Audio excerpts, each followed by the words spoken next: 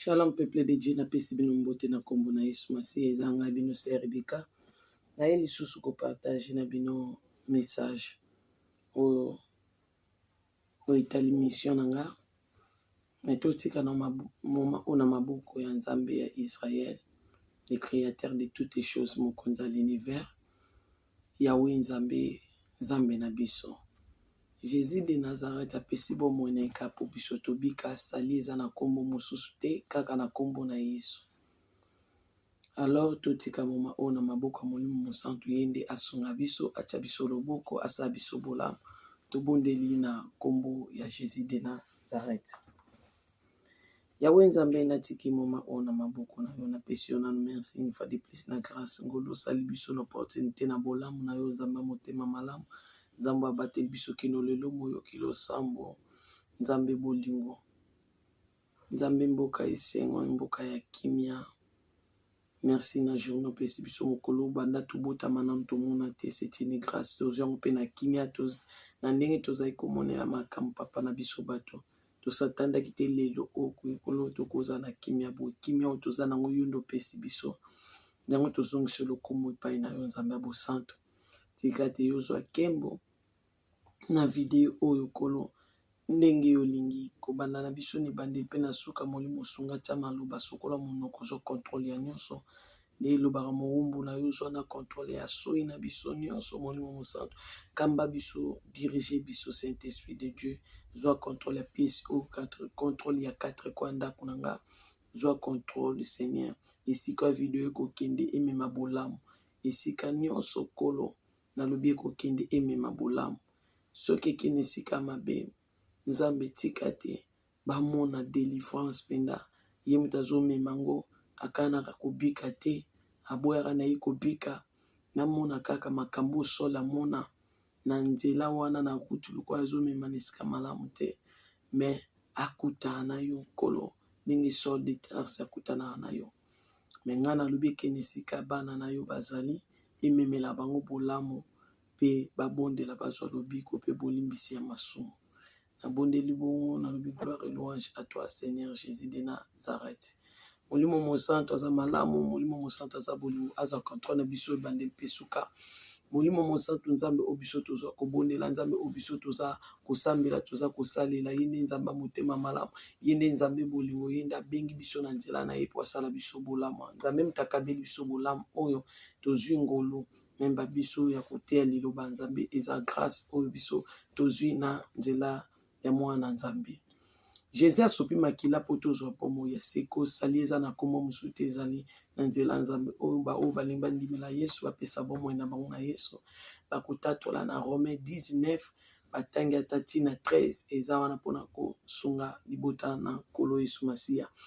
Me nga nazwi passage moko boye na AG fongola AG totanga AG 1 na AG 1 wana totanga na D jusqu'à na 8 na lisungi ya Molimo Mosantu par rapport à makambo nga na linga lobela pourquoi nazwi version na AG kola salinga bolamu na jeu yango mais kola peselinga ngo explication yango moneke na moni yango eza pe malamu pona kotanga parce que toi tokenda na ba reportage c'est mingi tokima na ba David mingi tokima mais kola salinga grâce nazwa AG nazwi AG mais toi nazotanga onde là na comprendre l'inspiration ya pesinga ya ona linga sosoli sabino totangi la parole de notre Seigneur Jésus liboso na na bato loba oyo tolinga kitoloba natangi na AG na kombo na Yesu Masiya yo fungola Bible yo tanga na yebiki to yo tangaka yo tanga na vitesse mais elanga tokei na kombo na Yesu Masiya totangi la parole de notre Seigneur Jésus na bina bandi na dipo na sukisa na 8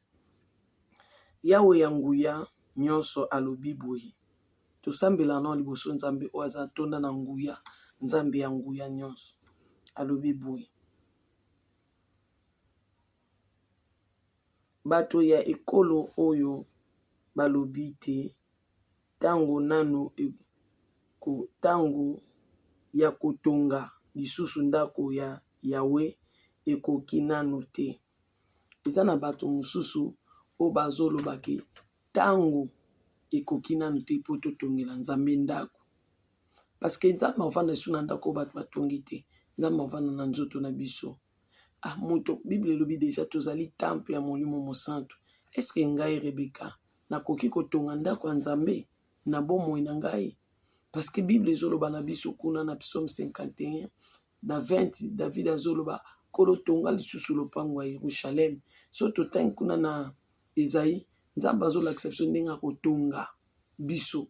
Mais est-ce que biso pe tokoki kotongela Nzambe ndako? Oui. Parce que temple oyo tant que yo ozolongwa na mabe, tant que yo ozokima masumu, tant que yo ozobandone mabe, eza lokola yo ozo mikotisa na bolamu, ozokima masumu comme na via sanctification ozoluka Nzambe. Ça veut dire yo ozotonga nzoto oyo temple yango mokolo azoba soki yo détruire nzoto oyo ezali temple ya Molimo Santu nga na odétruire yo, ça veut dire oza na pouvoir ya kobebisa pe kobongisa. Yango monike bato balobi bakotonga lisusu ndako ya Nzambe te po eza ntango te batongela Nzambe ndako. Kasi Yawe alobi na bango boye, toyoka oyo Nzambe azoloba na bato balobi bakotonga na ndako te. Ce n'est pas le moment basala repentance, ce n'est pas le moment baluka Nzambe, ce n'est pas le moment bapesa bomoi na bona Nzambe po bamisu bamipesela ba age o babongola motema. Mais moment o balobi non, ce n'est pas le moment. Toyoka ni Nzambe azoloba siko na ba o balingi nanu te kopesa bomoi na bango na Yesu, bao balingi nanu kotongela Nzambe ndako na bango ekoma temple ya Molimo Mosantu te. Baboyi Molimo akota na vi na bango, bakangi mitema ekomi ya mabanga, balingi liloba Nzambe te. Nzambe azoloba na bato wana nini toyoka. Kasi Yawe alobi na bango boye na monoko ya prophète Agende nazoyebisa bino boye taki ser na bino. Bino bozali komona malamu ndenge bozali kofanda na bandako ya kitoko. Donc bino bozomona malamu nde bofanda na bandako ya kitoko. Donc yo lala ano na ndako ya kitoko, ovanda ano na ndako ya kitoko, mais Molimo Mosantu mo avanda na ndako neza te po eza mbindo. Bino bozomona malamu po bino bozofanda na bandako ya bien.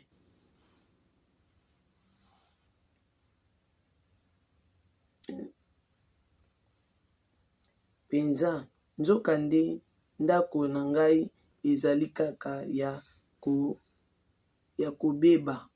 Nzoka nde ndako na ngai ezali kaka ya kobeba. J'espère boza bana Nzambe déjà bokoli na spiritualité bozo comprendre to bino bova na bandako ya kitoko, mais nzoka ndako ya Nzambe ezali kobeba. Donc eza ya kobeba bozo sepela parce que Bible elobi nzoto na biso ezali temple ya Molimo Mosantu. Donc ndako Saint-Esprit sengeli ya vanda. Eza ya kobeba na ndenge ni boyebi déjà bozo sosola. Tant toza hypocrite, tant oza moyibi, tant ozo tonga na bato, tant ofinga nanu bato, tant ozoloba mabe pona baninga nyonso wana. Mabe wana nyonso bato na mokili basala ko biso bato toza ba être humain tozosala ezala nzoka moya ko détruire temple o esengeli kolo aya kovanda kati na biso tant tozosala mabe. Ça veut dire ndako ya Nzambe eza kokufa. Bungalinga na loba teke na ocha o musape deke biso bato tozokoyesama tozosala mabe tozobebisa nde ndako ya Molimo Mosantu. Mais biso na bandako na biso buta musu na mbetu na olala na mbetu bien, olala na chambre bien, olamukaka bien, ya yo ndako no eza bien, mais ndako na Nzambe nde eza ya kobeba. Omoni sika Nzambe azoloba na biso bato, biso toli kotonga ndako ya Saint-Esprit te. Ça veut dire toli kotambola na vie ya sanctification te. Kolo nde azobetela biso yango seteke biso tozomona esengo mpo toza na bandako ya malamu. Yango wana yo ndeko na ngai yo na oza ya kolala na oza mosika ya Nzambe nano se repentir totika vie ya malamu ya mokili o vie ya péché obandone mpe mokili na biloko na yango nanu soki osali yango te. Ça veut dire yo ozosepela ndenge oza wana na ndako na yo ndenge ovandi, mais temple ya Molimo Mosantu yo nanu obongisi te. Wana sikoyo tokabwani mpo wana nga deja na bongisa na tika mokili na biloko nango na longoli oyo nyonso kolo aloba na nga na longola na sali repentance na nga na koti na vie ya sanctification ya bana Nzambe. Sikoyo yo ndeko na nga yo nanu boyi dépouillement, yo olingi nanu ba mèche ti lelo ba maquillage ti lelo za na belle, olingi pe na vie ya monde oyo eza lokola yo boyi kotongela Nzambe ndako po Nzambe avanda sala kati na yo. Tosuraki we sikoyo ngai Yawe ya nguya nyonso nazali koloba na bino bokanisa malamu. Donc nga Nzambe na oyebisa bino ntango bozozwa ba décision ya koboya volonté ya Nzambe, Nzambe azoloba tokanisa malamu. Donc bokanisaka malamu. Ntango mpe olembi na bondimi olingi okoya kanisa malamu. ntango omoni makambo ezokoma mpasi elobi ko ezoya te ntango olingi ozongela monde kanisa malamu yango nzambe azoloba na biso tokanisaka malamu. Makambo oyo ezali kokwela bino bozali kokona mingi kasi bozali kokona mingi kasi bilanga na bino ezali kobota mingi te. Bozali na biloko ya kolia kasi ezali kokoka bino te. Po botonda malamu bozali na vino kasi ezali kokoka te. Po bozala na esengo.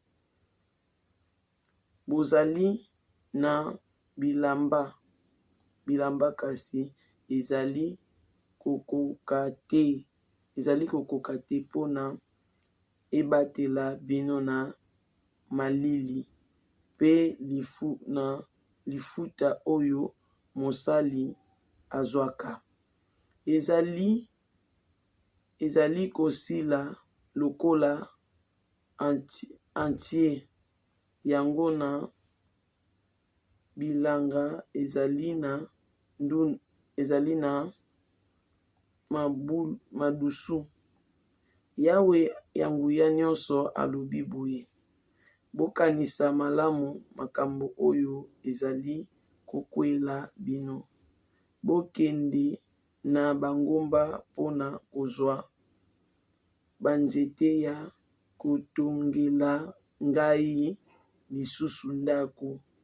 Bongo na kozala na esengo ya kozwa lokumu oyo ekoki na ngai. Amen. Na suki na witi nzambe azoloba na biso tokanisa malamu tomitala malamu. So mama Rebeka aloba tomikanisa malamu tomitala malamu elobi te ke oza ni chaud oza ni froid. Po bato mosusu balobaka ozopesa position te. Nga naza mwana ya Jésus de Nazareth nzambe aboti nga lelo wana ezali par rapport ndenge vie ya sika parce que avant nazalaki nanu mwana nzambe te nayebaki mpe nzambe te nazalaka mpe na nzambe te. Mais lokola nzambe abengi nga na nzela na ye ndenge aya ye moko mpa na nga koluka nga ndenge aluka basole bango moko. Biso toaluka basole baluka biso koluka. Bato mosusu bakendaka koluka nzambe me biso nzambe aluka biso. Donc nzambe ntango ayaki mpa na nga biluka nga na kangola yo ye nde ayaka koluka nga liboso ye nde moto atelemisa nga mpona luka ye mpo ya kangola nga na vie oyo nazalaki kotambola nango na vie ya masumu na vie ya péché. Alors to nzambe azoloba na parole na ye to nzambe soki aza debout aza koloba eza te ke ngai Rebeka na se pointe doigt nalobi naza saint nazwi na mitelemi mopanzi na nzambe aloba na bapagano non. Po ange ntango aye koluka ngai alobi na nga boye masumu na yo elimbisami sala attention po oza na mokili oyo ya se. Deke nga Rebeka na nakufi te naza na mokili oyo ya se. Ntango nzambe azopesa bato liloba mpona kokebisa bango ntango azopesa liloba mpona koguide peuple na ye mpona azotambwisa liloba azopesa biso liloba mpo emema biso na nzela ya bomoi ndeko na nga nakoloba te nga deja nazwa nzela ya bomoi nga nde naza boye naza mosantu deja azoloba na bato mosusu non. Nakozala wana mpe nakoyoka nga nakozwa part na nga oyo ekosoutenir nga na oyo nga deja nazali nango oyo ekobakisela nga. Yango moni nzambe azoyebisa ngai talaka mpe baninga na mosusu ndenge baosala mosala mpo ozwa mayele. Ça veut dire que nzambe nde omonaka abengaka biso boye loba bato bamikitisa te bato orgueil nde babombaka maloba nzambe alobaka na bango mpo bamona kaka bango baza bakoki. Me nzambe nde omonaka biso boye na mokili apesa ndeti yo olandaka nga. Soki ozotala ngai Rebeka eza te ke mpo oyo oza mwana nzambe te ozolinga oyekola kozala mwana nzambe epa na nga non. Soki ozolanda mpo naza ser na yo me ozotala mpe nzambe atya nini na nzela ser na nga aser na nga oloba nini to mosusu mpe nga nalobi likambo moko boye oza ser to mosusu oza prophète to mosusu oza servante ozalaki na eloko wana te me obakisi yango ozwi lango mpa na nga ye nzambe alobelaka ebonde seke nga mpe na okende mpe bongo na kobakisa eloko eza mpe malamu na mayele na nga yango omonaka nzambe akaboli mutu na mutu na don na likambo na ye. mais soki biso tokenda nde toya bana na nzambe toyoka bapaster te tokozwa prophétie te kola alobi na prophète na ye estce biso tokotanga bible te mpo tozwa oyo nzambe aloba na bato oyo bango batanga bible estce ntango bato biso totangaka bible biso tolobaki na bible ke biso deja tokoki tokozwa oyo eza na bible te mpo bango mpe baka basali bango mpe baa na nzambe oyo bango bandimela yesu so totangaka bible mpo ani mpo tobakisa mayele kasi bango mpe bazaka ndenge yo otala mpe nga ndenge otala mpe CRCRA ndenge ozotala mpe bandeko mosusu mpo te obakisa implice mpe na vi na yo osala moins ya mabe ozalaki na yango sikoyo yo okanisa lokola to nazolobaki liloba na nzambe nzambe azoloba to nazoba nzambe azoloba na biso te bo nzambe aloba na biso mpo ani ye mpe amuta masumu naza na mokili ya masumu liloba na nzambe ezali mwinda nde mpo etambusa biso ndenge yo ozwilaka mateya ndenge nga nazwilaka mateya te ndenge ozwilaka message ya kolo ndenge nga nazwilaka message ya kolo te nga naza moto oyo namikitisaka parceke natanga Esaïe 51 bien losambo nzambe alingaka ezali losambo ya bato bamikitisaka sikoyo ntongo ozomikitisa ozomisala mwana nzambe nde akotombola yo akolakisa yo akokolisa yo me ntongo yo ozomona de yo okoki yo okomi yo deja ozali sikoyo nzambe akobakisa nini na vi na yo yo deja okoki yo deja okomi no mosantu me ngai nazoluka toujours kozala bosantu chaque jour koluka nabikaka vi ya bosantu lokola mikolo nyonso mpona nakomi te tozocourir kaka course yango ndenge apôtre Paul alobaki biso tozocourir kaka course yango mpona no course yango na esili te tozokima bamoni makambo nyonso eyelaki nga te eyelaki nga nakokaki kobunga nzela nzambe nakokaki kokweya nakokaki kolemba oyo mosala nzambe azoloba na ngai Rebeka oyo eza ntango ya kokweya te o ser Rebeka apengwi moni ntango tozali ntango moto apengwa lisusu te ozomona alors tokoluka via vos sanctification to nzambe aloba na biso nyonso bouche be tokangi minoko na biso mpona koyoka la parole de notre Seigneur soki ke yo ozalaka na respect na nzambe te bato nyonso te bazalaka respect na nzambe te eza bato mosusu nzambe oloba azolenga liboso ya nzambe soki nzambe apesi message azotremble eza na bana na nzambe nde babangaka nzambe bandeko na nga eza moto mosusu azwa message aomélange azolia misala moto mosusu bapesi ye message nzambe alobi na yo boye omoni otambola ye mabe bongisa ta nzambe ndenge azoloba boye ta erreur nzambe alakisi nga oyo oza nango tika omoni na moto apetiaki nango na michopo oyo ye moko azala nango na libuma atambola nango bandeko lokola evide vrrr donc mpona ni pere ya message oyo euti pa nzambe eyeli ye fu kobanga nzambe fu kolenga liboso na ye mpe fu komikitisa liboso na ye yango moni biso lelo tokoma osambela nzambe nzambe merci na peso otala nzambe nzambe batalaka ye bongo te nemi alobi nzambe bafukamelaka ye bazwi motu otie na se bagumbamelaka ye biso lelo lokola tokoma deja tokola toyebi nyonso ntongo obondela nzambe napesi yo merci otala nzambe boye nzambe na molimo otala ye nzambe boye nzoka ntongo ozogumbama ozotia elongo na se eza ya ogumbameli omikitisi liboso na ye donc ozobanga ozolenga ozotremble komona ye boye eza spiritualité bino kasa to tosambelaka nzambe eza spiritualité en esprit des choses aconnecté na nzambe mais biso tokomami suka boye na yesu non fu kotia elongi na se papa azoloba mikitisa yo eza te kasi papa aloba na bino te botambola mabe eza bongo te yo yoka vanda na komikitisa nde nzambe moto akosuka suka mpe kaka nde moto eleki ebandeli bandeko na ngai suka nde moto eleki ebandeli nde toza boye moto ono moto akokende na mokolo na ye mais suka ka eleki ebandeli eloo ni ser Rebeka amemeli bino na kati ya parole oyo tokota na message na biso so ndeko nalobi mabe limbisa ngai so okenda be etio mpe libakufa so nanga koloba limbisa ngai elo nini oyo ser Rebeka alingaki aloba na yo papa oya message oyo totongela nzambe ndako oyo ezali temple na biso tobandone masumu vi ya péché vi ya ekobo vi ya lokuta totika yango mpo eza vi ya bana na nzambe te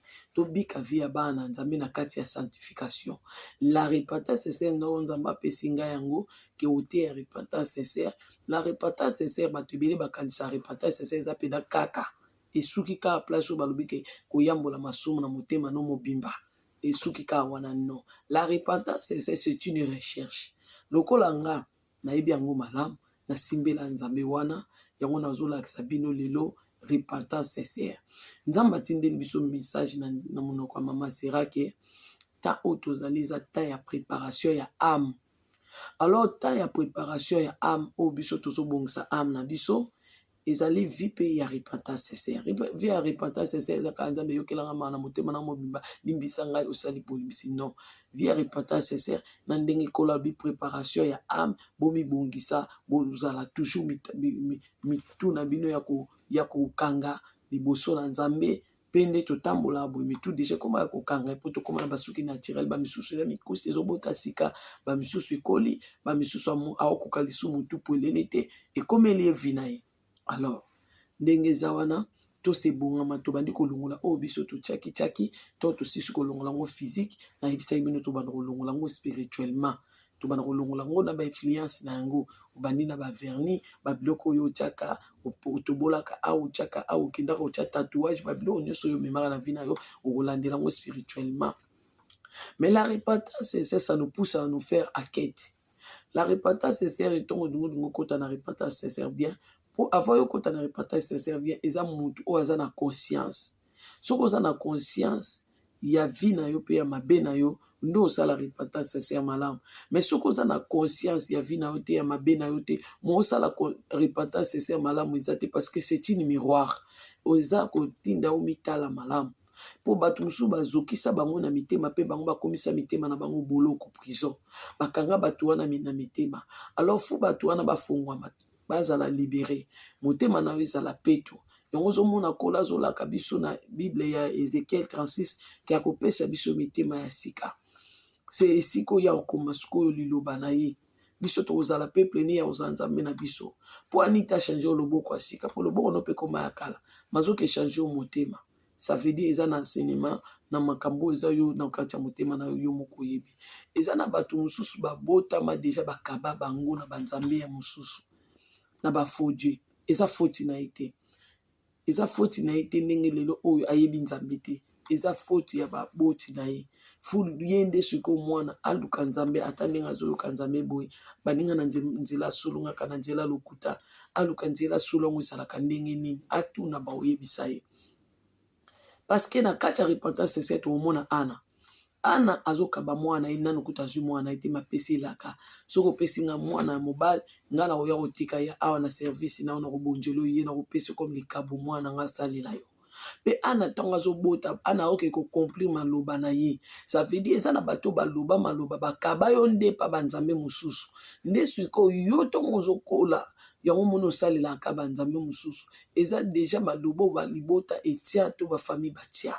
Soki oyebi nanu histoire ya famille na yo te oyebi nanu bisika yo wuti malamu te origine nango basalelaki ba vrai Dieu to ba idolâtre nde sika yo okende wapi na Jérémie 33:3 kuna nde ekobelela nzambe na incantation oyo alobi invoque moi je te réponds lande okoinvoke nzambe ntongo osala invocation ya nzambe okomona ke nzambe akokoma zege na yo ndenge azoloba na biso na pe bino verset na Bible oyo ya proverbe.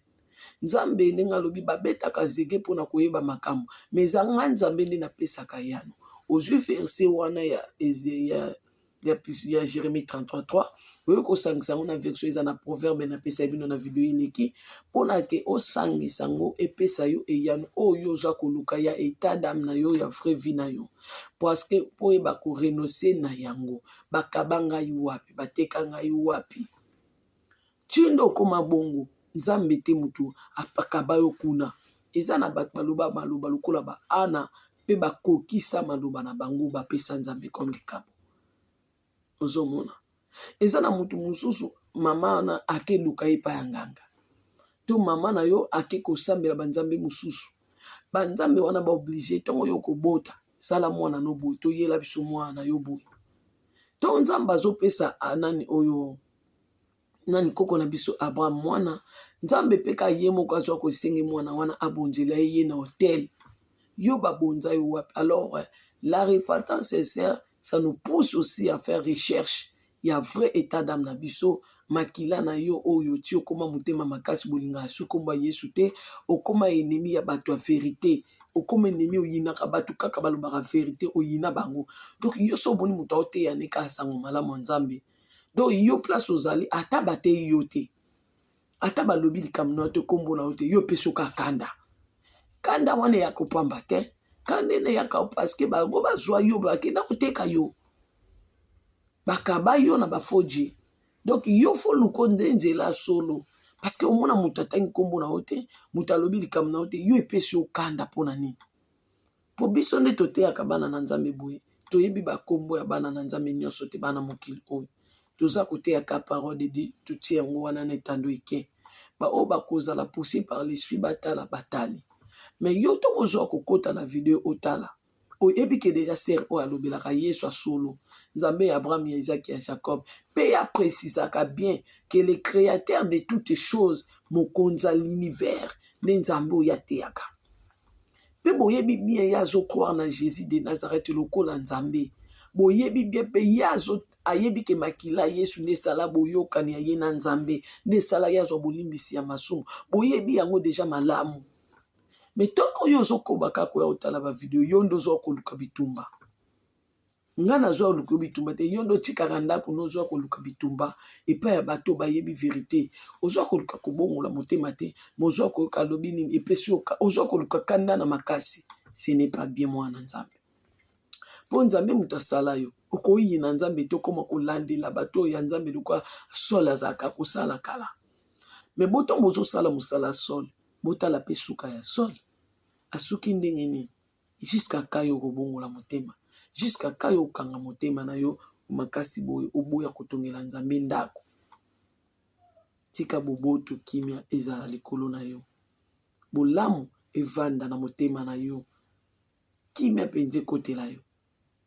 Bana na Nzambe, la repentance sincère, ça nous pousse à faire la recherche. La repentance sincère, ça nous pousse yako mitala malamu. Bomo na biso na conduite na biso na vie à secrète. Tomba bazate, yo salaka nini. La repentance sincère ndeko tindika na salaka bona salate na kabwana ngo na senga bolimbisi pe na senga lisungi ya Nzambe po Nzambe akokangola nga aya kubikisa nga na vie o. To Nzambe azo bata o eza temps eza mabe di Nzambe tinde biso maloba to se préparer o eza temps préparation ya ba âme na ebisa kibino na génération nyonso. Liloba na Nzambe esilaka pe Bible esili mpona bango bakei pardon eza esuki existe mpona bango te so bakufi. Mais na bato batikali nsima la repentance existe. J'espère bosolola bozo comprendre nga la repentance existe. Mais alors na nous biso tozo préparer ndenge Nzambe alobi préparation ya âme na biso bato tozo préparer âme na biso. Donc tokokende Bible oyo etikali mpona bato baza na nsima. Ba Polo bakoma ba Pierre bakoma etikali pona biso eza isuko na bango te bango déjà bazwi bomo ya seko bandimi déjà babiki bakei na lobiko na bona lieu de repos bavandi.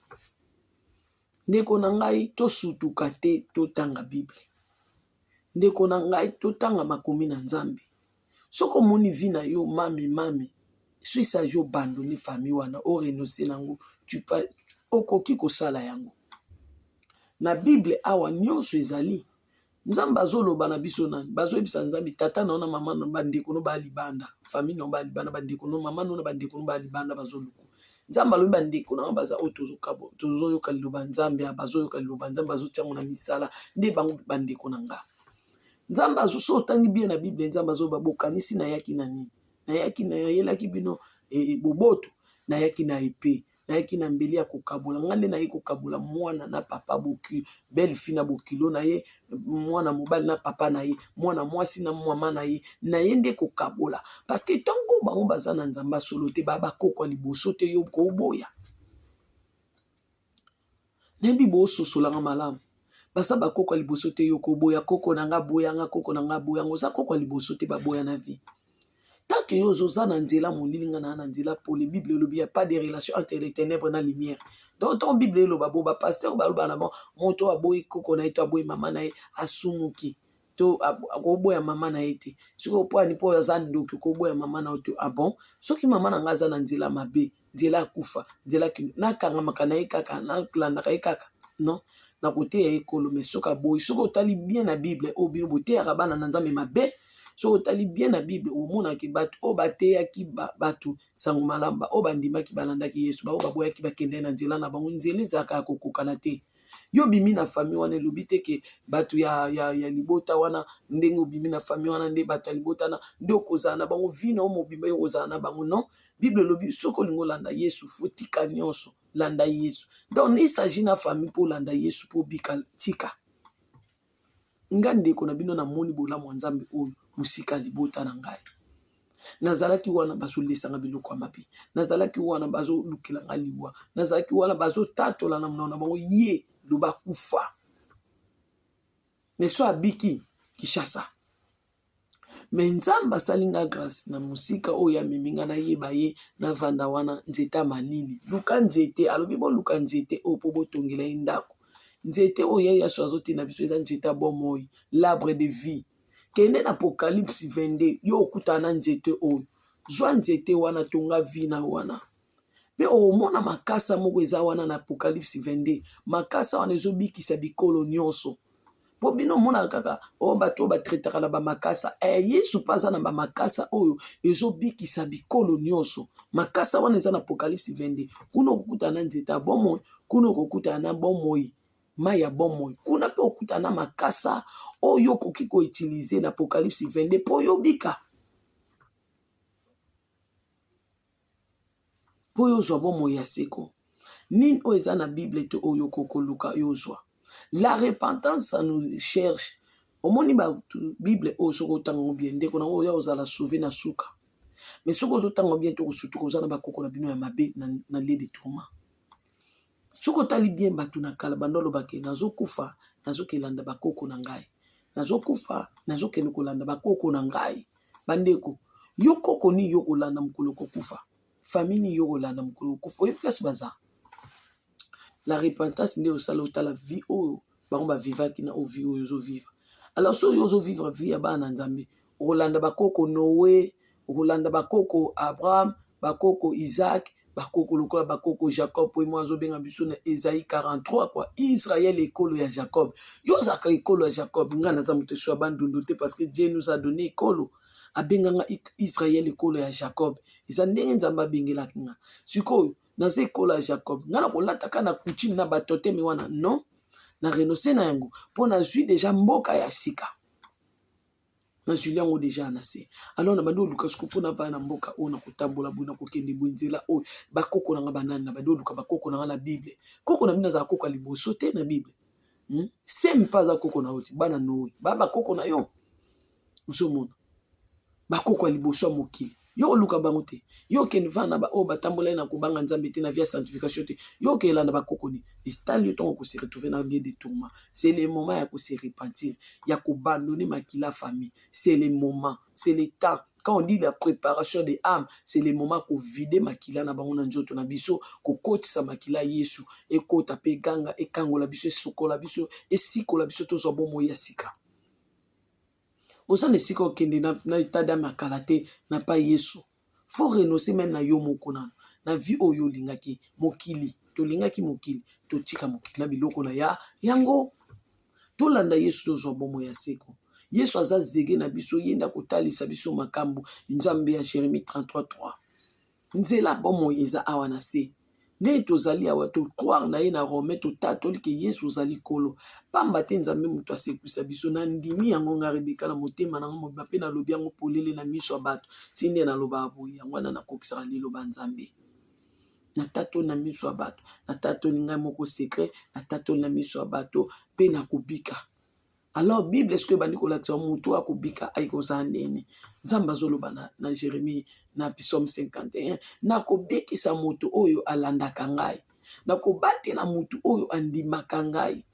Bible zoloba na biso sur na proverbe zolakisa biso ndenge tokoko zwa sali vie éternelle. Boatoli de Jésus lakisa biso nzela ya nzambe ya kobika. Alors yo oyeka makako kende wapi na bakoko bokobika bakoko na biso basetre na biso basetre ni bino bozoke dokoluka. Kasi to bozolo basetre bo précisera bien tokoki ko bandone nzamba basetre na biso te mais bo précisera basetre obino bozoluka malamu pona ni bozotika bana na nzambe na ignorance bakoko non. Donc bazoloba Jésus fils de David. Jésus nzambe mwana David. Yesu nde mokolo David. Ava David azala, ava Abraham azala. Yesu si azala pe. Mona nde etonaki bato wana te. Yoza so na age ni mwana Maria yo lobosa mokolo Abraham ava Abraham azala yozaki. Yoza na age nini. Mona nde lekela ye bango te. Donc ava bakoko na biso bazala. Il y a des cocos. So boluki na Bible, botanga, tanga ta Genèse, okutana bakoko na bisi bino de bana Noé. Jota bango bakoko na bango nde bakoko na okola zoloba. Biso toko yoka o nzamba alobi. Biso toko landa o monde azoloba te na ba faux prophète na ba faux servant to bazo tatola. Non, ke toko tika nzamba bakoko na biso te bakoko nani. Bazui bomo ete bango moko bana bomo ya pesa biso te. Jésus de Nazareth yene nzambe na biso, yene mboka na biso ya kimia ya esengo, yende alukela biso bolamu, yende pa azwili biso makambo biso tokobanda kokoka te kozwa epa nzambe. Yo nani otelema liboso ya nzambe? Yo kande nzamba oto na Job. Yo nani oganga liboso ni ngongo na eske koko ganga pe bimisa bakake ndenge nzamba beta bakake? Non. Mekolo aganga na ekuluzu. Pona biso tozwa bomo ya seko. Alobi tout est accompli. Yo koka koganga ta tout est accompli. Osali nini? Nzambe azwila biso bolamu. Nzambe wana nde futo landa. Alors na nzambe wana soki tozolanda Yesu tozali bato ya sika. Parce que Christ esi aya ndenge azoloba na Bible ya Hébreu 9:11. So tangi bien. Alobi Christ esi aya. Yende nganga nzambe monene. Yende sengeli tolanda. Mais tongo zoloba ke tokoki ko abandonner bakoko na biso te, tokoki kotika pe origine na biso te, bakoko nini nzambe deja koisa makambo nyonso wana ba makambo kala wana tokomi bato asika. Mais lokola yo lingi otambolaka na bakoko, mais so pe bakoko malamu bana Noé ba bakoko na ono aza koko na Abraham akoko no Sarah aza koko na yo, inani Moïse aza koko na yo, bakoko no bazali yo zota bango lokola bakoko na yo. Po yo sa nini oye baki bakoko na bango batambola kindenge nini okende pe okende malamu olanda pe bango nde Jacob azobenda makona na mbetu pona alanda Yesu alanda bakuba bakoko na ye o bakenda liboso na ye.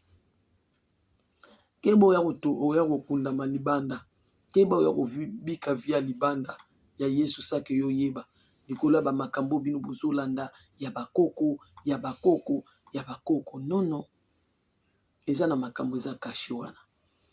Kokanisa te bato nyonso baloba Seigneur Seigneur baosambela Jésus de Nazareth.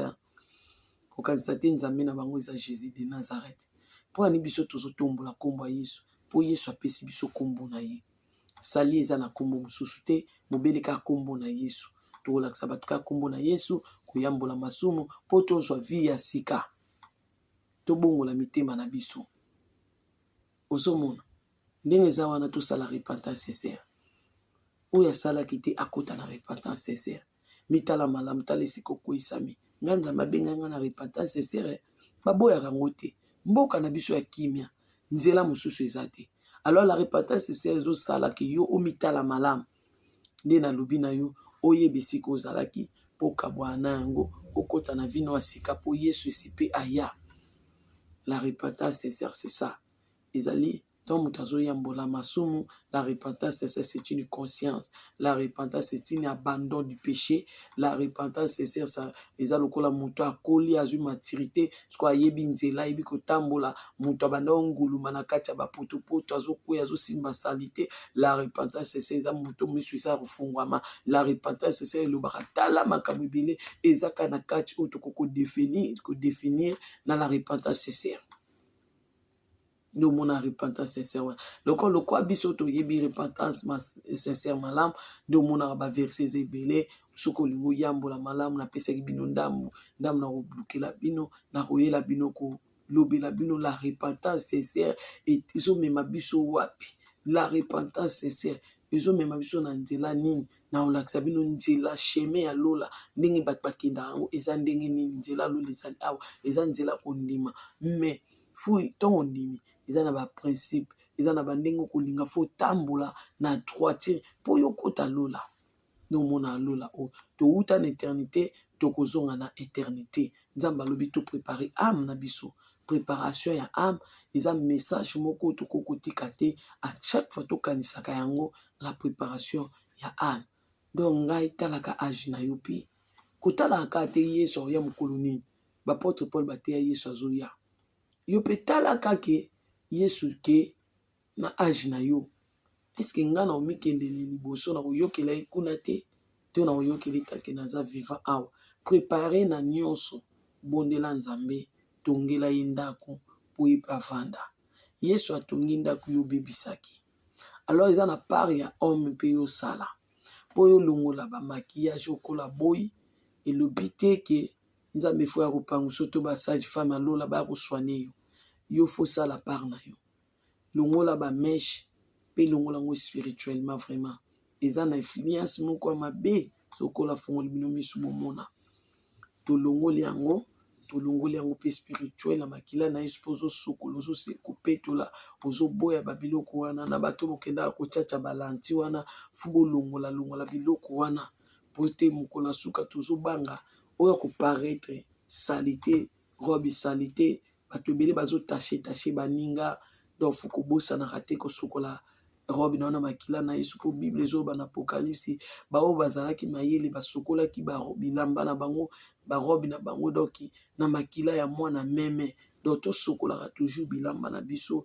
La repentance c'est une recherche aussi mpo yo oyeba mpo yo obandone parce que so oyebi eloko te otambola na ignorance sans conscience alors la repentance ezotindika biso mpenza tokɔta na profondeur ya koluka nzambe malamu ezalaka te kolo yokelanga mawana oyo nasali na oyo nasali te kolo yokelanga mawana c'est une conscience to moto azokende na conscience ça veut dire motu wana akomi na point koyeba déjà asalaki mabe nini mpo atika yango asala malamu seke malamu ni ya kosala seke fo ayeba malamu nde yaba na kosala yango alors malamu eza na yesu masiya tika nzamba Israël nzamba bosantu tokende molai mpenza te nalobi na oyela bino baverset biblique na bao baza prête à se lancer na vie ya repentance ese batika mpe mabe bakoma mpe lokola biso boye to baleka biso mpe basala parce que kolo soki azomikitisa na niveau ke alobaki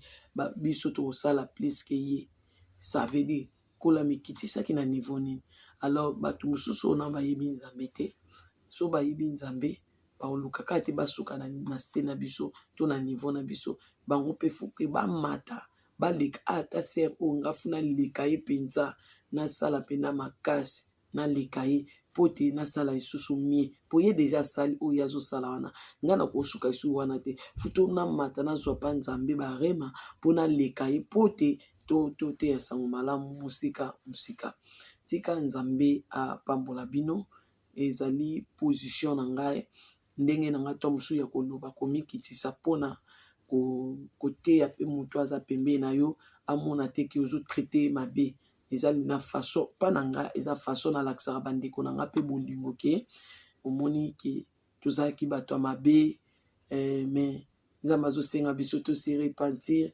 omoni eza totika nzela masumu moni elobi te ke ngai natiki nzela masumu te non Dieu nous recommande l'amour. Tant que vous reprochez ndeko na reprocher avec l'amour. Dieu nous recommande l'amour. Tant que vous te peine ndeko no te peine na bolingo. Yo te ndeko na o tchei na place mo na catégorie moko place o ke bwaka ye eza diable fuboye bake. Diable aza songi même na niveau spiritualité. Akoya na molimo na ya bando yebisa moni ya omi mona boya o ka chose saite yo ka ni chose abote bongote. Te na bolingo menzambe yo yebe sika yo telema ozomona ngai nzambe na ngai na lelo oyo na bato oyo balobike na mutu pozaki mutu moko alobike apesaki position te na ndenge ayaki kodenonse tel ya position aki te apres na nsima bongisi bino bolinga bato baswana bato babunda bato babebana ce n'est pas bien. Dieu nous recommande toujours l'amour. C'est une manière, une façon ya kugane bandeko baza musika Yesu bayeba Yesu. Mais tant que yozo kanisa na ndenge na yo na façon na yo yo ozomona ki bato fu baswana po boyeba ki balingana te bayokana te babebani non. Eloko oyo kokabola biso na bango na biso ezaka de liloba na nzambe eza clair. Eza ngai nazotombola Yesu po aza nzambe na ngai. Na tombolaka kombo musute ka kombo Yesu. Jésus aza nzambe. Ni nzambe nga na otombola. Nzambe nga naza ko élever Jésus de Nazareth. Alors so moto atombolaka Yesu te, ça veut dire déjà yo yebaki nga na toza deya na position moko te. Eza te nga Rebeka na bando koyebisa bino nga na intel toza position moko te, nga na intel toza position moko te. Non, wana eza ozoluka yo yaki oteya bato to yo kokompare na bato. Bana Nzambe bolukelaka bato te oyo bato balingi kozala te. Eza mabe kozala songi kozala pe na songi spirituel. Eya mabe makasi kozala songi. Alors eza pe mabe makasi ozotambola na haine na jalousie. Eza mabe makasi. Luka pendo petola motema na yo. So motema no eza na bolingo te, senga Nzambe. Si tu mokilo esalama boye, Nzambe azali bolingo. L'amour nde sala biso tobotama. Alors bozala na bolingo kati na bino. Bozala na bolingo. Nzambe na ngai Jésus de Nazareth, soyo yebaka te. Yahweh nde Nzambe kombo na ye, le créateur de toutes choses, mokonzi ya l'univers, le Dieu d'Abraham, le Dieu d'Isaac, le Dieu de Jacob. Nzambe o Bible eza koyebisa nga ayokaka soni te to babengaka Nzambe ya Abraham, ya Isaac, ya Jacob. Yonga pe nabengaka Nzambe ya Abraham, ya Isaac, ya Jacob. Yenda apesa nga ekolo na Esaïe 43, Israël ekolo ya Jacob nde abenganga bongo. Yenda confirme kobotama na nga ya sika na Bible ya Bible Psaume na so otangi na Psaume 2 nde sika bokomona ke Nzambe apesa nga ke yenda boti ngai. Nde Nzambe apesa ngai makambo ebele ba promesse na Bible na koyebisa bino te. Nzambe o ndatonga vi na ngai pe yenda telemisa ngai na Bible ya Esaïe 54. Nzambe atalisa nga koma asouffra pona nga yango na lenga liboso na ye na Esaïe 53. Quand je vois la souffrance de Dieu, j'ai la compassion de mon Seigneur. Na yoka pe pasi wana ya mawa ya Nzambe pona kanisaka ngo. Toto kanisaka ye aza Nzambe malamu. Alors Jésus de Nazareth yende Nzambe ya sœur Rebeka. Makila o ya sopaki na Golgotha nde petolaka sœur Rebeka. Yango nga na salelaka, yango na mipetolaka, yango na melaka, yango na epesanga bomoi, vie éternelle. Alors Nzambe o yazali nzete na ngai ya kimia makasi epesaka nga lobiko na Bible ya Psaume et na Bible ya nde na ochikoloba na na Apocalypse 22 kuna nde sika nazwaka makasa o epesaka bomoi epesa bino vie éternelle. Donc Nzambe o nasali confession na nga na Romain 19 esika na tatolaka ke Yesu azali Nzambe. Nzambe position ya sœur Rebeka yangwana yo mutozoluka position ya sœur Rebeka. Na Nzambe mosuti na Nzambe nga na lakisi bino pe na tomboli. Alors mutu na mutu atomboli Nzambe na ye emona na itando eke na miso na bato. Nzambe na ngai ye wana na yebisi bino. Alors position na ngai eza Jésus de Nazareth. Yende mutazo positionner nga. Yende muto otambola na ngai. Tika Nzamba bo santo akanisela bino pe apambola bino asala bino bolamu toza na préparation ya âme repentance sincère tomi petola na makila na ye po tomi lukela ibangamba komitia ba mèche ya ba maquillage ya kozala belle mais tomi sala ki belle te na liboso ya Nzambe et komi tango ndenge totangi na Bible ya AG to bandaki na D to suki na 8 et komi tango ki to tonga ndako ya Nzambe o ezali temple ya Molimo Santo to tonga ngo ensemble. Toko renoncer na makambo mabe na ko baposa nzoto na baposa mokili tokotika nyonso wana po tokota na nzela ya Nzambe. Salutation yo moto comparaka maloba Nzambe na maloba o mobali na lobi. Nzambe azosenga biso to dépouiller yo lobi mobali na nga kolinga te. Awa yo telemaka na komba mobali na yo. Mokola suka pe mobali no apesa o sali. Mokola suka pe mobali na yo apesa o bomoi. Mais biso oyo toyebi ke bato mokili o baza na bomoi te. Bomoi eza na Yesu Masiya. Tozolanda o Yesu azoloba po te totosa po mokola suka tomona bomoi o yalaki biso. Lokola mobali no palaka yo bomoi. Yo okoki ko dépouiller to la ta manière décente. Nzambe pa lobi ba robe na biso azosenga biso eza te kafu ezali soki nde ebenda na mabele elekaka a genoux. Ezala trop serré te serré to tambola na nzelo za serré mais otiki yo ndam na moni eloko apasi te pe na moni fimbo te mais lokola bozanga kaka botosi ba o boboyi koyoka maloba na Nzambe eza te na fingi eza ke kozanga pena botosi na tata na bino eza na bato mosusu babotami na kati ya ndako moko na tata za mais ba misusu bana botosi bamisu batosala na bango papa na bango te. Maloba Nzambe eyeli biso nyonso, bamessage eyeli biso nyonso, na oyo tozwi na nzela mosali na ye, na oyo biso mpe tozoloba, na oyo mpe kola koloba biso na nzela ya liloba na ye. Biso tozwa kaka kotosa, todepouye, tolongola bamakiya, tovuzuli, tosokola bilongi na biso na makila mwana meme, tozwa kopetola Nzambe asokola biso, apurifie biso. Bible mpe elobi na Apocalypse 42, oyo azosala malamu akoba na kosala malamu, oyo azosala mabe mpe akoba na kosala mabe. Lifuti ka Nzambe moto akofuta biso, tika Nzambe ya Israele akanisela bino, apambola bino na lobi baye.